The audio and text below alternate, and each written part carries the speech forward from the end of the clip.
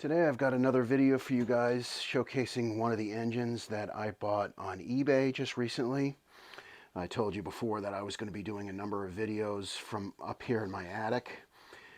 So this is Railking. This is the MTH Railking 280, the Pennsylvania 280 steam engine with Proto Sound 2. It's numbered 33-1012-1.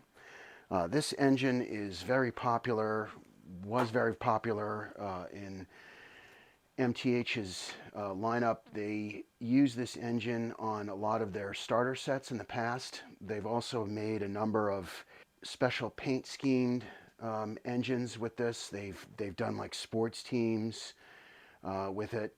So it's a very popular engine. I'm not really going to go into a lot of detail about it. It's really nothing spectacular. I bought this engine because I like this is a fairly inexpensive engine, and I wanted to be able to have the DCS features even though it's not Proto 3. This engine has got some good sound to it. It has some good smoke. You know, as you guys probably know, MTH has some really good smoke units, and so this engine is no exception. Just to briefly kind of go over this engine, because it's Railking, it doesn't have the level of detail that a Premier engine would have, but it has the pretty much just has the separately applied handrails on the sides, and it's got the separately applied bell on top. The side, you have the blackened drive wheels with the blackened side rod. In the front, you have the engine number just below the headlight with the imitation front coupler that's non-functioning. It's just there for looks. In between, you have the details in the cab. Underneath the cab, you have the male connector for connecting the tender and the engine. In between is the drawbar with the two holes. Again, MTH does this with their steam engines, their Proto 2 engines. The same thing with the Q2 that I did a couple weeks ago. It's got the two holes, one for operating on the smaller curves, the hole on the end, and then the hole in front of it is more for giving it more of a prototypical look, pulling the tender in closer. Then you have the wire that goes in between with the female connector. Then the tender has got some nice graphics. It's got the Pennsylvania name on it. Also has the coal load with the red cover with the hatches in the back. The hatches don't open. Then it also has the Proto coupler. The Proto coupler, you can open that remotely from the using the DCS system. Looking underneath the locomotive, you have two pickup rollers. The rear drive wheel is got some traction tires on it. The two middle drive wheels are flangeless, enabling it to go over the minimum curve of 031. So I wanted to briefly talk about the Wi-Fi Explorer that I have. So on the PBD Merrimack Valley layout, of course, I'm running the TIU with a WIU that's attached to it, and I use either the app with the Wi-Fi or the hand controller that came with the TIU. But here in my attic layout, I didn't want to buy a separate TIU. I wanted to do something on a smaller scale because this layout isn't very big. And so I decided to buy the Wi-Fi Explorer. I bought it a couple years ago for this layout.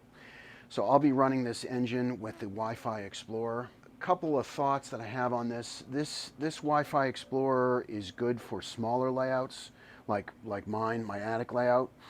But anybody thinking about buying it, I'll just give you some word of caution. It does have its limitations. You can only have 3 locomotives saved in your on your app as active, or just saved either active or inactive. You can only have up to 3 engines. So if you have more than 3, you either have to upgrade to the TIU, or if you don't want to do that, you have to remove an engine and add another engine if you want. So another limitation with this Explorer is that the when you want to activate certain sounds that come with the locomotive, the buttons, if you click on the button there's the three buttons up top. There's the gauge where you control the engine. Then if you click on the button in the middle, it comes up with the sounds that you can activate and the functions. And in that screen on the app, there's a bunch of sounds that you can't, they're grayed out, like custom sounds, forward signal, reverse signal, coupler slack, extended startup, extended shutdown. Those functions, those sound functions are disabled with the Explorer. So just be aware of that, those functions are disabled. But if you need something that's, the Explorer is fairly inexpensive, and it's good for smaller layouts. So I like using it. I don't use it too much. I don't have too much DCS up here.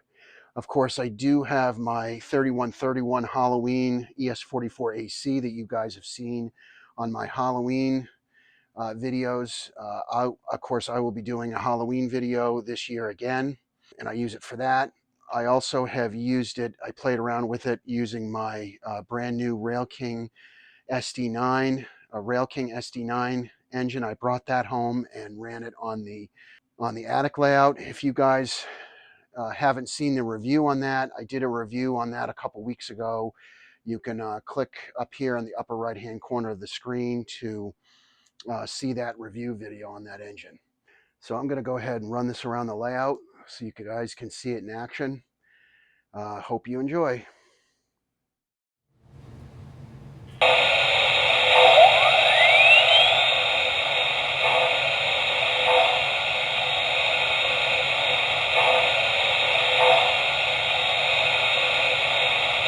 There's a signal indication to stop and pick up orders.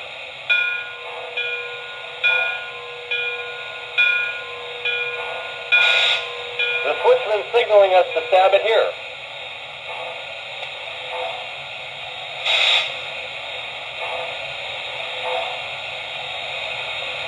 Okay, looks like they're going to cut the orders.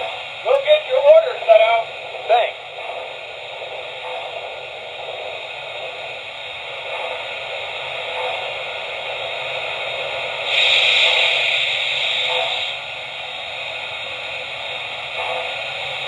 How's you been firing? He seems great. We'll make points before the next shift for sure.